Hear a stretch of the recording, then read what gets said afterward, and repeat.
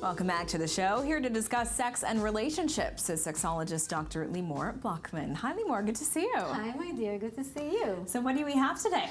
So we started talking about body image, body shape, this whole view of the male view of the female body. And I want to talk today about the female view of the female body, which is much more intriguing. It's very interesting. Extremely. But before we jump into it, I just want to share a little nugget with you, still about men and their view.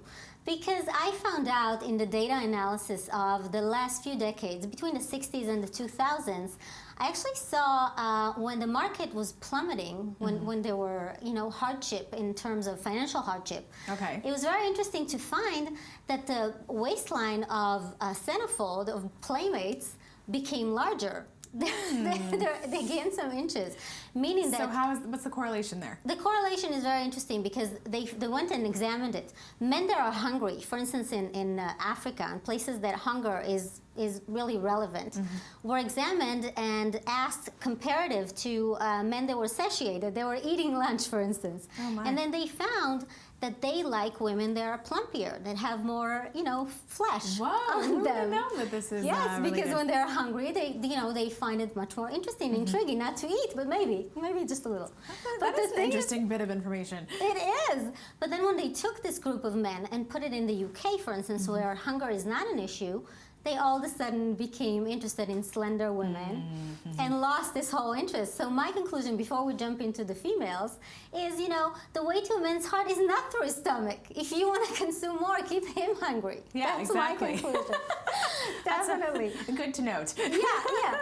But when it comes to women, why do women criticize? That's a very interesting thing because we do it, all the time and without even noticing. Sometimes it's subconscious. Right. Why do women really criticize other women? So the first assumption is comparison. You want to compare yourself to someone else. You want to find fault in order to make yourself feel better. And sometimes it's not really out of aggression, but for the need for attachment, affection, other things like that. And the second point is much more imperative.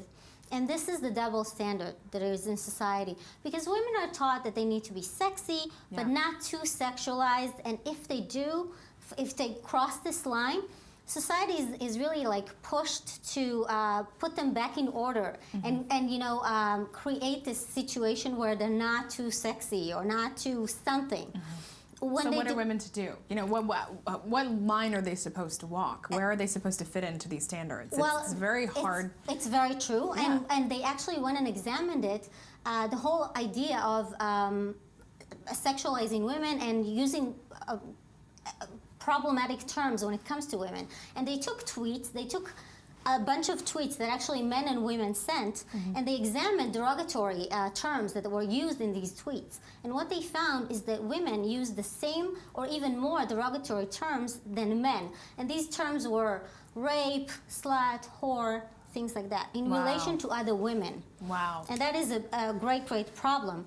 And we don't really harm ourselves only in this part of the market. We actually harm ourselves in the job market as well, because when interviewers were interviewing candidates, females and males, they noticed that the males were actually not as harsh. When it came to men, they weren't harsh at all. When it came to candidates that were females, they were a little, a little more less scrutinizing? Yeah, a little less accommodating women that were overweight. But when it came to women were a catastrophe. They were criticizing all women that were overweight. They weren't accepting women that were overweight. And when they did, they compensated them much less. So what is there to do? Yeah. We need to be, the best thing to do is actually to be self-content.